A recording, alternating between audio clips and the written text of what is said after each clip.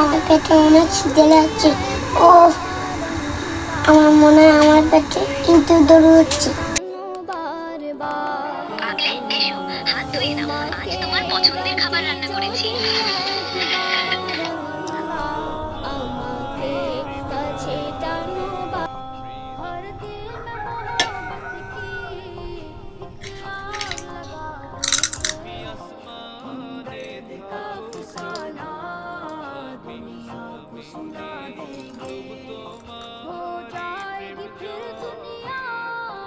আমি তো সব খেয়ে বসে, আমার পেটে একটু গরম লাগে না।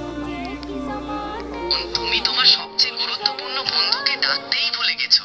যখন আমরা খাওয়ার আগে আল্লাহর নাম নিতে ভুলে যাই, তখন শয়তানও এসে আমাদের সাথে খেতে শুরু করে। কারণ তুমি তোমার সবচেয়ে গুরুত্বপূর্ণ বন্ধুকে ডাকতেই ভুলে গেছো। তাই তোমার খাবারের বরকত কমে যায়। শয়তান তোমার খাবার থেকে তার ভাগ নিয়ে নেয় আর তোমার পেট ভরে না। শয়তান থেকে বাঁচতে হলে এই দোয়াটা বলতে হয়, বিসমিল্লাহি ওয়ালা বারাকাতিল্লাহ। এর মানে হলো আল্লাহর নামে এবং তার বরকতের সাথে শুরু করছি।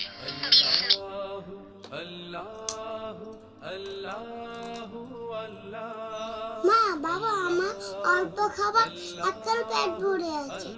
আর খুব মজা লাগছে। শয়তান, এবার আর তোমার ভাগ নেই।